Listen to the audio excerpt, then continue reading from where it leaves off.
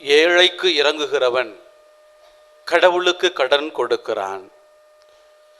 கிறிஸ்துவுக்குள் பிரியமான சகோதர சகோதரிகளே, அற்புத குழந்தை இயேசுவின் அன்பு பக்தர்களே, திருநகர் திருத்தலத்திலே அற்புதமாய் வீற்றிருந்து அண்டி வருகிற அத்துணை பக்தர்களுக்கும் தம்முடைய பிஞ்சு கரத்தினால் நிறை அருளை வாரி வழங்குகிற அற்புத குழந்தை இயேசுவுக்கு நாம் விழா கொண்டாடி மகிழ்ந்து கொண்டிருக்கிறோம்.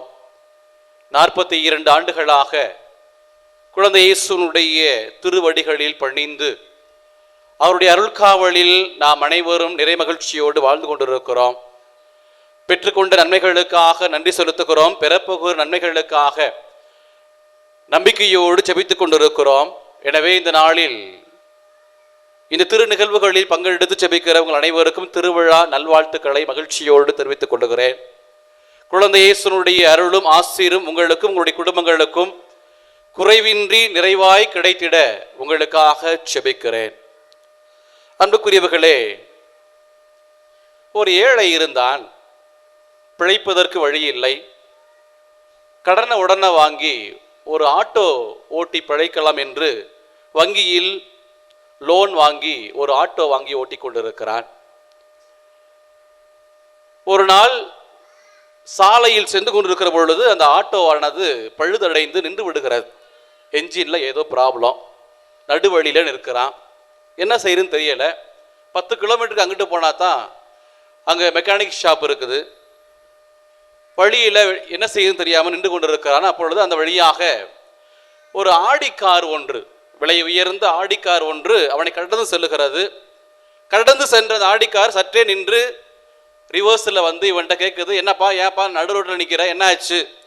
அப்போ இந்த ஆட்டோக்கார் சொல்கிறாரு, ஐயா ஒன்றும் இல்லை, வந்துக்கிட்டு இருந்தேன், என்னுடைய ஆட்டோவில் ஏதோ பிரச்சனை, ஓட மாட்டேங்குது, பழுதடைஞ்சு போச்சு, நின்றுக்கிட்டு இருக்கிறேன், என்ன பண்ணுன்னு தெரியல, மெக்கானிக் ஷாப்பு 10 கிலோமீட்டருக்கு அங்கிட்டு இருக்குது, என்ன பண்ணுன்னு தெரியல அப்படின்னு அந்த ஆட்டோக்கார் சொல்கிறார்.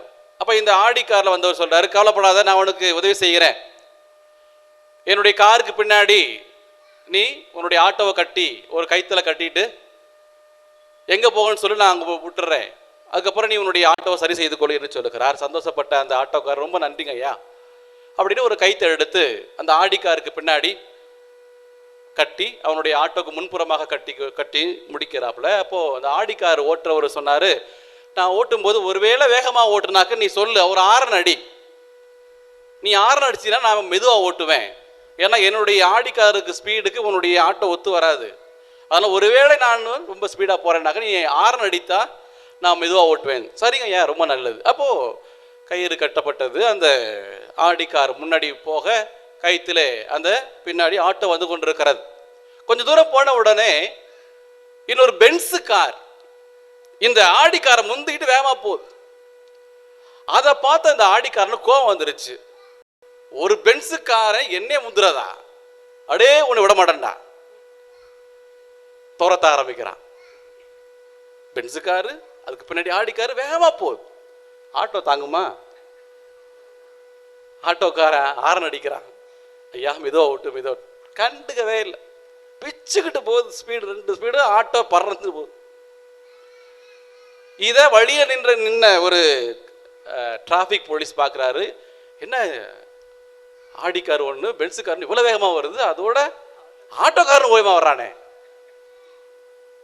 கையை நிப்பாட்டுறார். எவனும் நிற்கலை, ஒரே ஸ்பீடு.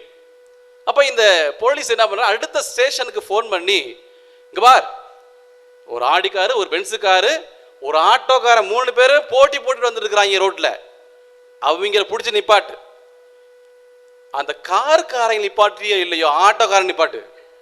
என்ன திமிரு அவனுக்கு! ஆடிக்காரு கூடயும் பென்ஸுக்காரு கூடயும் போட்டி போட்டு போயிட்டு இருக்கிறான்.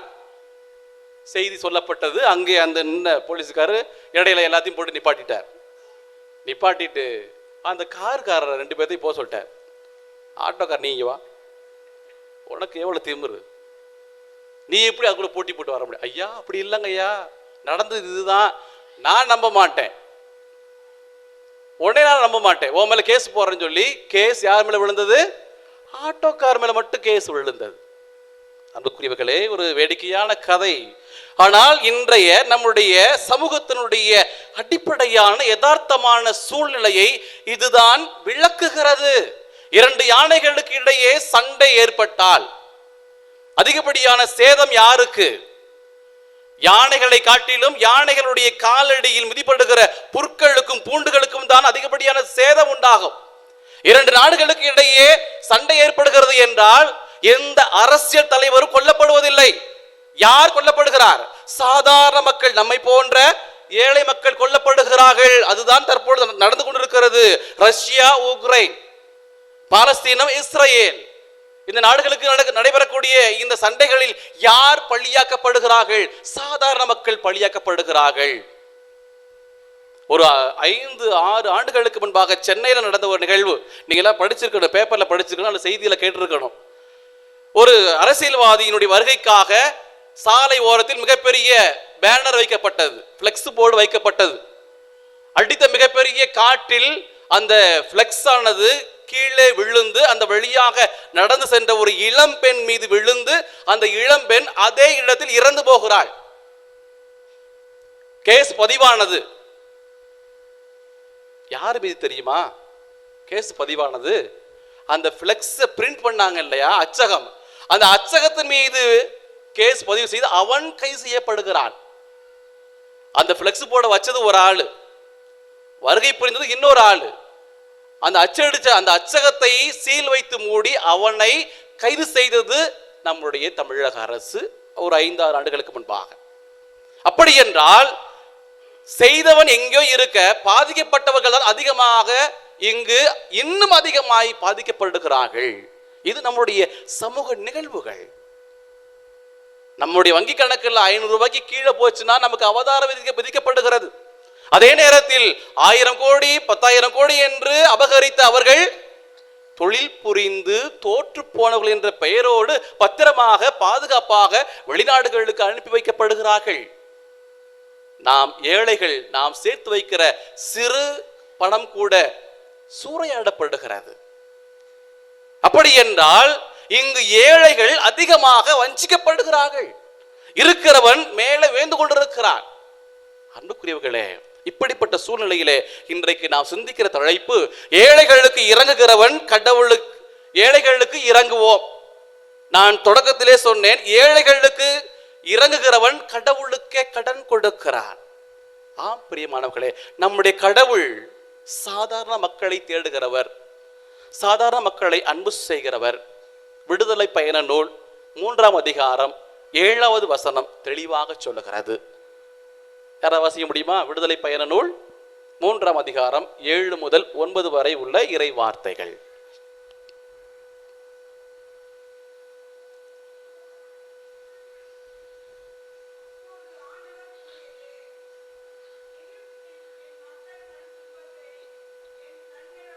எகிப்தில் என் மக்கள் படுகிற துன்பத்தை என் கண்களால் கண்டேன்.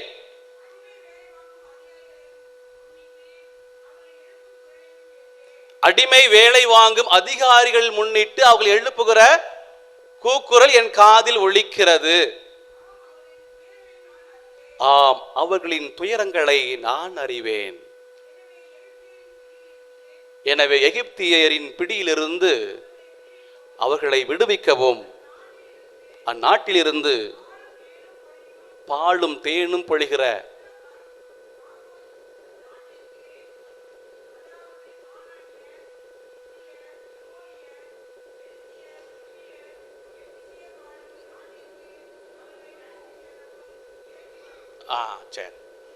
பாலும் தேனும் பொழிகிற கானான் தேசத்திற்கு நான் என் மக்களை அழைத்து வர நான் இறங்கி வந்திருக்கிறேன். என்னுடைய பெயரால் நீ எகிப்துக்கு போ, என் மக்களை அழைத்து பாலும் தேனும் பொழிகிற கானான் தேசத்துக்கு அழைத்து கொண்டு போ என்று சொல்லி ஆண்டவராய கடவுள் யார் மீது இறக்கப்படுகிறார்?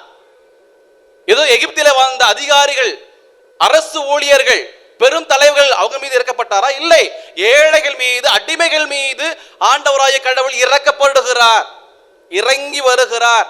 அவர்களுக்காக தம்முடைய பணியாளர் மோசை அனுப்பி, நீ என்னுடைய பெயரால் அங்கே சென்று அழைத்து கொண்டு வா, பாலும் தேனு பொழிகிற கானான் தேசத்தை நான் அவர்களுக்கு கையளிக்க இருக்கிறேன். இதுதான் நம்முடைய கடவுள். நம்முடைய கடவுள் யார் சார்பாக நிற்பவர்? சாதாரண மக்கள் சார்பாக, ஏழைகள் சார்பாக, துன்பப்படுவோருடைய சார்பாகத்தான் நம்முடைய கடவுள் நிற்பவர். எப்போதுமே விவிலியத்தை படிக்கிற பொழுது, ஆழமாக படிக்கிற பொழுது, கடவுள் எப்போதுமே ஒரு சார்பு நிலை எடுக்கிறார். அந்த சார்பு நிலை என்பது சாதாரண மக்களோடு வாழ்வது. ஆண்டவர் இயேசுனுடைய வாழ்க்கையும் அப்படியே அதை பிரதிபலிக்கிறது. ஏழைகளுக்கு நற்செய்தி அறிவிக்கவும், சிறைப்பட்டோர் விடுதலை அடைவர் என்பதை பறைசாற்றவும், உடல் ஊனமுற்றவர்களை நலமாக்கவும், விடுதலை தருகிற ஆண்டினை முழக்கமிட்டு அறிவிக்கவும் இதோ நான் வந்திருக்கிறேன். நீங்கள் கேட்ட இந்த மறைநூல் வாக்கு இன்று நிறைவேறிட்டு என்று ஆண்டவர் தெளிவாக சொல்லுகிறார். எந்த இறைவாக்கினரும் சொல்ல முடியாத வாக்கியத்தை ஆண்டவர் சொல்லுகிறார். நீங்கள் கேட்ட இந்த மறைநூல் வாக்கு இன்று நிறைவேறுகிறது. ஆண்டவர் தம்முடைய பணியை செய்கிறார். ஏழைகளை தேடிச் செல்லுகிறார். பசித்துவருக்கு உணவு கொடுக்கிறார். பார்வையற்றவருக்கு பார்வை கொடுக்கிறார். பாவிகளை மன்னிக்கிறார். முடக்குவாதமுற்றவரை நடக்க செய்கிறார். எங்கெல்லாம் ஏழைகள் இருக்கிறார்களோ அங்கெல்லாம் தேடி தேடி செல்லுகிறார். பாவிகளை தேடி தேடி செல்லுகிறார். அன்புக்குரியவர்களே, ஆண்டவர் இயேசுவும் ஒரு சார்பு நிலை எடுக்கிறார். அந்த சார்பு நிலை என்பது ஏழைகள் பால் சார்ந்து நிற்கிறது. ஏழைகளை அன்பு செய்வது, ஏழைகளை நேசிப்பதாக இருக்கிறது. அதே போன்றுதான் அன்னை மரியாளுடைய வாழ்க்கை பார்க்கிற பொழுது, அன்னை மரியாளுடைய விடுதலை பாடல் எடுத்தாலும் சரி, அன்னை மரியாளுடைய வாழ்க்கையை படித்தாலும் சரி, அன்னை மரியாவும் ஏழைகள் சார்பாகத்தான் எப்போதுமே இருக்கிறார். மிகச்சிறந்த ஒரு எடுத்துக்காட்டு யோவான் நற்செய்தி 2ஆம் அதிகாரத்தில் வரக்கூடிய கானாவூர் திருமணம். கானாவூர் திருமணத்திற்கு இயேசு அழைக்கப்பட்டிருக்கிறார். சீடர்கள் அழைக்கப்பட்டிருக்கிறார்கள். எத்தனையோ பேர் அழைக்கப்பட்டிருக்கிறார்கள். அன்னை மரியாம இருக்கிறார்கள். திருமண விழா நடக்கிறது. ஜெகஜோதியா போய்கிட்டு இருக்குது. எல்லாம் சாப்பிட்டு இருக்கிறாங்க. ஆனால் திராட்சை ரசம் தீர்ந்து போய் விடுகிறது. எவரும் கவலைப்படவே இல்லை. திருமண வீட்டார், மணமகன், மணமகள், மணமகன் வீட்டார், மணமகள் வீட்டார், எவரும் கவலைப்படவே இல்லை. ஆனால் கவலைப்பட்டது யார்? அன்னை மரியாள் கவலைப்படுகிறார். அன்னை மரியாவுக்கு இதுக்கு என்ன சம்பந்தம்? ஏன் அன்னை மரியாள் கவலைப்பட வேண்டும்? என்ன இருக்கிறது அன்னை மரியாவுக்கு? அன்புக்குரியவர்களே, ஒரு வரலாற்று பின்னணி, யூதர்களுடைய பின்னணி என்ன சொல்லுகிறது? ஏறக்குறைய நம்முடைய திருமண விழாக்கள் எப்படி நடக்கிறது அதே போன்றுதான் நம்முடைய வீட்டில், நம்முடைய ஊரில் ஒரு திருமண விழா நடக்கிறது என்றால் பந்தி மிக தடபுடலான ஒரு சமையல் தயார் செய்கிறோம். முதல் பந்தியில் யார் உட்கார்வா? விஐபிஸ், முக்கியமான விருந்தாளிகள். அடுத்து மாப்பிள்ளை வீட்டார், பெண் வீட்டார், அது முக்கியமான விருந்தாளிகள். கடைசி பந்தியில் யார் உட்கார்வா? இலை எடுக்கிறவங்க, சுத்தம் செய்கிறவங்க, பந்தல் போடுறவங்க, அல்லது பேண்டு வாத்தியம் வாசிக்கிறவங்க, அல்லது பிச்சைக்காரர்கள். இவங்க ஏழை. இப்படிப்பட்ட ஏழைகள் தான் கடைசி பந்தையில் அமர முடியும். இன்றும் நம்முடைய சமுதாயத்தில் இந்த நிலை இருந்து கொண்டுதான் இருக்கிறது. எவராவது ஒருவராவது எப்பா வந்திருக்கிற விருந்தாளி நீங்க கொஞ்சம் வெயிட் பண்ணுங்க, நான் முதல்ல இந்த ஏழைகளையும் பிச்சைக்காரங்களையும் பந்தல் போடுறவங்களையும் பரிமாறவங்களையும் முதல்ல சாப்பிட வச்சிடறேன், எவரும் சொல்ல மாட்டோம். அப்ப இதே போன்றுதான் யூதர்களுடைய வாழ்க்கையிலும் யூதர்களுடைய பாரம்பரியம் என்ன சொல்லுகிறது? முதலில் ஒரு விழா நடக்கிற பொழுது முதலில் யார் உணவு அருந்துவார்? பெரிய பெரிய ஆளை, பெரிய பெரிய ஆட்கள், முக்கியமானவர்கள், விருந்தாளிகள் சாப்பிடுவாங்க. கடைசி பந்தில் உட்கார்றவங்க சாதாரண மக்கள், ஏழை மக்கள், அனாதைகள், சமாரியர், புறவழித்து மக்கள், கைவிடப்பட்டோர், ஏழைகள், பிச்சைக்காரங்க, இவங்களாம் கடைசி பந்தில் சாப்பிடுவாங்க. அப்போ இந்த ஏழைகள், இப்படிப்பட்ட ஏழைகள் என்றைக்காவது ஒரு நாள் தான் நல் உணவை உண்பார்கள். அறுசுவையான உணவை உண்பதற்கு வாய்ப்பு கிடைக்கும். அப்படிப்பட்ட அந்த உணவின் போதுதான் இந்த திராட்சை பழ ரசமானது பரிமாறப்படும். அப்படி இல்லை என்றால் இவர்களுக்கு அந்த திராட்சை பழ ரசத்தை ருசிப்பதற்கு வாய்ப்பே கிடைக்காது. அன்னை மரியாள் யோசிக்கிறாள், இப்படிப்பட்ட சாதாரண மக்களுக்கு இந்த திராட்சை ரசம் இல்லாமல் போய்விட்டது என்கிற கவலை, அக்கறை, கருணை. அன்னை மரியாள் ஆண்டவர் இயேசுவிடம் போய், மகனே ஏதாவது செய். ஆண்டவர் இயேசுனுடைய நேரம் இன்னும் வரவே இல்லை. ஆனால் அன்னை மரியாளுடைய பரிந்துரை நேரத்தை வரச் செய்தது. இயேசுனுடைய முதல் புதுமையை செய்வதற்கான வழியை தூண்டியது. அன்னை மரியாள் ஏழைகள் மீது கொண்ட அன்பு, அக்கறையினுடைய அடையாளம். இயேசு தன்னுடைய முதல் புதுமையை செய்தார். அன்னை மரியாளுடைய கரிசனை பாருங்கள், ஏழைகள் மீது கொண்ட அன்பு, அக்கறை. அன்புக்குரியவர்களே, வரலாற்றில் வாழ்ந்தவர்கள், வரலாற்றில் இடம்பெற்றவர்கள் எப்பொழுதுமே ஏழைகள் சார்பாக இருந்தால் அவர்கள் எந்நாளும் நிலைத்து நிற்பார்கள். நம்முடைய விவிலியம், நாம் வழிபடுகிற கடவுள் நம்மை வழிநடத்துகிற ஆண்டவர் இயேசு, நமக்கெல்லாம் துணையாக இருக்கக்கூடிய நம்முடைய தாய் அன்னை மரியாள் எப்பொழுதுமே ஏழைகள் சார்பாக நின்றிருக்கிறார்கள். அப்படி என்றால் நாமும் ஏழைகள் சார்பாக நிற்க முயற்சி எடுப்போம். நாமே ஏழைகள், நாமே ஏழைகள், கடவுளுடைய அருளை அண்டி வாழக்கூடிய பிள்ளைகள். ஒவ்வொரு நாளும் ஆலயம் வருகிற பொழுது கையேந்தி இறைவனிடம் பிச்சை எடுக்கக்கூடியவர்கள் நாம் அனைவருமே. எனவே நாம் பெறுகிற பொழுதெல்லாம் அது மற்றவருக்கு கிடைக்க வேண்டும் என்கிற எண்ணம் எனக்கு இருக்கிறது என்றால் நான் என் கடவுளோடு சேர்ந்து பயணிக்கிறேன். எனக்கு மட்டும்தான் கிடைக்க வேண்டும் என்று நினைக்கிறேன் என்றால் நான் கடவுளை விட்டு தூரமாக சென்று கொண்டிருக்கிறேன் என்றுதான் அடையாளப்படுத்தப்படும். எனவே சில சிந்தனைகளை பெற்றுக்கொள்வோம். முதலில் எப்போதுமே இரக்கம் உடையவர்களாக இருக்க முயற்சி எடுப்போம். யாருக்கு? நம்மை விட கீழாக இருக்கக்கூடியவர்களுக்கு, நம்மை விட கஷ்டப்படுகிற மக்களோடு நம்முடைய கரிசனை வெளிப்படுத்தக்கூடிய பிள்ளைகளாக நம்மை எப்போதுமே அடையாளப்படுத்த வேண்டும்.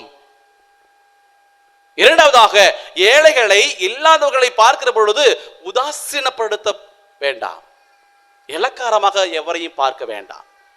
உடனே தெரியாதா, உனக்கு 1 லட்சமா இருக்கு, எதுவும் பேசாத. அடுத்தவரை பார்த்து தரக்குறைவாக, அவன் பொருளாதாரத்திலே தாழ்ந்திருப்பதால் தரக்குறைவாக நடத்துவதை அல்லது புறக்கணிக்கிற எண்ணங்களை கைவிட்டு விட வேண்டும். லூக்கா நற்செய்தி 16ஆம் அதிகாரத்தில் நான் படிக்கிற பொழுது ஆண்டவர் இயேசு அழகான ஒரு உவமை சொல்லி இருக்கிறார். ஏழை லாசர் செல்வந்தருடைய உவமை சொல்லுகிற பொழுது அந்த ஏழை லாசர் செல்வந்தருடைய வீட்டு வாசலில் அமர்ந்து கொண்டு பசியோடும் பட்டினியோடும் புண்களோடும் உடல் வியாதியோடும் நாய்களோடு போராடி கொண்டிருக்கிறார். இந்த பணக்காரன், இந்த செல்வந்தன் ஏழை லாசர் தூக்கி எறியல, வெளியே போடான்னு சொல்லல. ஆனால் அவனை புறக்கணித்தான், கண்டுகொள்ளவில்லை. இவன் அறுசுவை உணவு உண்கிறான், பட்டாடை உடுத்தி கொண்டிருக்கிறான், வேலைக்கு நல்லா சாப்பிடுகிறான். ஒரு வேளை உணவு கூட அவனுக்கு கொடுக்க வேண்டும் என்கிற எண்ணம் இல்லை. உதாசீனப்படுத்திவிட்டு கண்டுகொள்ளாமல் இருந்தான். ஆண்டவர் இயேசு அந்த கதையை முடிக்கிற பொழுது எப்படி முடிக்கிறார்? அவன் பாதாளத்தில் தள்ளப்படுகிறான். ஏதோ ஏழை லாசர் தன்னுடைய விரல் நுனியை தண்ணீர் நனைத்து என் நாவை தொடட்டும் எப்படி கெஞ்சுகிறார். நம்மை விட கீழாக இருக்கிறவர்களை நாம் உதாசீனப்படுத்துகிற பொழுது, கண்டுகொள்ளாமல் விடுகிற பொழுது, அன்புக்குரியவர்களே, ஆண்டு தருகிற மிகப்பெரிய எச்சரிக்கை இதுதான். கவனமாயிருங்கள். இன்று ஏற்படுகிற அந்த நிகழ்வு நாளைக்கு நமக்கும் ஏற்படும் என்கிற பயத்தோடு நான் நம்முடைய வாழ்க்கையை அணுகிட வேண்டும். இறுதியாக, அடுத்தவர் உதவி செய்கிற பொழுது தயவு செய்து அவர்களை விமர்சனப்படுத்த வேண்டாம். ரோட்ல போய்கிட்டு இருப்போம், யாராவது ஒருத்தர் கொடுக்குறாங்க பாரு, தேவையெல்லாம் கொடுக்குறாங்க பாரு. ஒரு பிச்சைக்காரங்க யாராவது ஒருத்தர் 5 ரூபாயோ 10 ரூபாய் கொடுக்குற பொழுது ஏன் இப்படிலாம் நீங்க பிச்சை போட்டு அவங்களை உற்சாகப்படுத்துறீங்க? போடாதீங்க. இல்லை அன்புக்குரியவர்களே, அடுத்தவர் செய்கிற பொழுது நீங்க செய்யவில்லை என்றாலும் பரவாயில்லை, எதிர்மறையான விமர்சனங்களை ஏற்படுத்த வேண்டாம். காரணம், நம் கடவுள் நம் மீது கொண்ட அளவு கடந்த அன்பின் அடையாளமாக இந்த வாழ்க்கையை நமக்கு கொடுத்திருக்கிறார். இந்த வாழ்க்கையை கடவுள் நமக்கு தந்த மிகப்பெரிய பரிசு. அப்படி இருக்கிற பொழுது நான் பெறுகிற இன்பமெல்லாம் என்னோடு வாழக்கூடிய என்னுடைய சகோதர சகோதரிகளும் பெற வேண்டும். முதல் வாசகத்துல அழகாக வாசித்தோம். இணைச்சட்ட நூலிலிருந்து வாசிக்கப்பட்ட அந்த முதல் வாசகம் தெளிவாக சொல்லுகிறது, நீ வளமையாய் இருக்கிற பொழுது வறுமையால் வாடுகிற உன்னுடைய சகோதரனுக்கு, ஏழைக்கு உன் முகத்தையும் உன்னுடைய கரங்களையும் மூடிக்கொள்ளாதே, வாரி வழங்கு, முகமலர்ச்சியோடு கொடு. அப்பொழுது கடவுளால் நீ இன்னும் அதிகமாய் ஆசீர்வதிக்கப்படுவாய் என்று முதல் வாசகத்திலே வாசி கேட்டோம். அதனால தயவு செய்து அன்புக்குரியவர்களே, எங்கேயாவது வாய்ப்பு கிடைத்தால் தயவு செய்து உதவி செய்யுங்கள். வாழ்க்கையில ஒரு சில நல்ல காரியங்களை எப்போதும் முன்னெடுக்க வேண்டும். ஓராண்டுக்கு ஒரு முறையாவது ஒரு ஏழை குழந்தைக்கு நான் முக்கியமான திருவிழா காலங்களில், கிறிஸ்துமஸுக்கோ நியூ இயர்க்கோ அல்லது ஏதாவது ஒரு நாள்ல ஒரு ஏழை குழந்தைக்கு ஒரு துணிமணி எடுத்து கொடுப்பேன் என்கிற ஒரு உறுதிப்பாடு, ஒரு ஏழை குழந்தைக்கு 10 நோட்டு புத்தகம் வாங்கி கொடுக்க வேண்டும் என்கிற எண்ணம், ஓராண்டுக்கு ஒரு முறையாவது இப்படிப்பட்ட நற்காரியங்களை நாம் முன்னெடுத்து செல்ல வேண்டும். நம்முடைய பிறந்த நாள் கொண்டாட்டங்கள், நம்முடைய திருமண நாள் கொண்டாட்டங்கள் வருகிற பொழுதெல்லாம் எங்கெல்லாம் அனாதை குழந்தைகள் இருக்கிறார்களோ, எங்கெல்லாம் வயதான முதியவர்கள் கண்டுகொள்ளப்படாமல் இருக்கிறார்களோ, அவர்களுக்கு ஏதாவது ஒரு உணவு, காலை உணவோ மதிய உணவோ இரவு உணவோ வழங்கலாம். ஏனென்றால் கடவுள் என்னை ஆசீர்வதித்திருக்கிறார். 10 பேருக்கு சாப்பாடு கொடுக்கக்கூடிய அளவுக்கு எனக்கு கடவுள் என்னை ஆசீர்வதித்திருக்கிறார். அப்படி என்றால் நான் ஏன் செய்யக்கூடாது? எல்லா நாளும் கொடுக்க வேண்டும் என்று அல்ல, அள்ளி கொடுக்கவில்லை என்றாலும் கூட கிள்ளியாவது கொடுங்கள். அது உங்களுடைய கணக்கில் ஏறிக்கொண்டே இருக்கும். ஒரு நாள் உங்களை கடவுள் இன்னும் அதிகமாய் ஆசீர்வதிப்பார். அன்புக்குரியவர்களே, அடுத்தவர் செய்கிற பொழுது தடுக்காதீர்கள். நீங்க செய்யலாம் பரவாயில்லை, அடுத்தவர் செய்கிற பொழுது உற்சாகப்படுத்துங்கள். இல்லை என்றால் அமைதியாக இருப்போம். நம்ம ஒரு வேடிக்கை ஒரு கதை கேட்டுப்போம் இல்லையா? ஒரு வீட்டில் ஒரு பிச்சைக்காரன் போயிட்டு கதவை தட்டுறான். கதவை தட்டு, அம்மா பசிக்குதுமா, சாப்பாடு கொடுங்கம்மான்னு கேட்குறான்.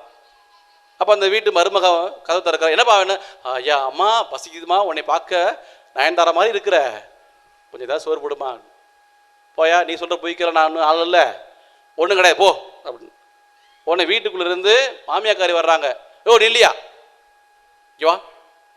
அவள் என்ன சொல்கிறது, இந்த வீட்டுக்கு நான் தான் ஆள், நீ இங்கே வா. சந்தோஷமா போகிறான். நான் சொல்கிறேன் ஒன்றும் இல்லை, வெளியே போ. எதிர்மறையாக எவரிடம் நம்முடைய அணுகுமுறைகளை வைத்துக் கொள்ள வேண்டாம். அன்புக்குரியவர்களே, கடவுள் நம்மை நேசித்துக் கொண்டிருக்கிறார். அந்த நேசித்தல், அந்த அக்கறையின் அடையாளம், கடவுள் நம்மை நிறைவாக ஆசீர்வதித்திருக்கிறார். அந்த ஆசீர்வாதத்தை நாம் பிறரோடு பகிர்ந்து கொள்வோம். பகிர்கிற போது நமக்கு ஏற்படுகிற மன நிறைவு நமக்கு நிறைவை கொடுக்கும். பெறுகிற போது வருகிற இன்பத்தை காட்டிலும் தருவதில் இருக்கக்கூடிய இன்பம் நிறைவை கொடுக்கும் என்கிற எண்ணங்களை நாம் வளர்த்து கொண்டே இருப்போம். ஏழைகளுக்கு இறங்குவோம். நாம் கடவுளுக்கு கடன் கொடுத்து கொண்டே இருக்கிறோம். அந்த கடன் வட்டியும் முதலுமாய் நமக்கு வந்து கொண்டே இருக்கும். இப்போது மட்டுமல்ல, எப்போதுமே என்கிற எண்ணங்களோடு இந்த வழிபாட்டில் தொடர்ந்து பங்கெடுப்போம். ஆமேன்.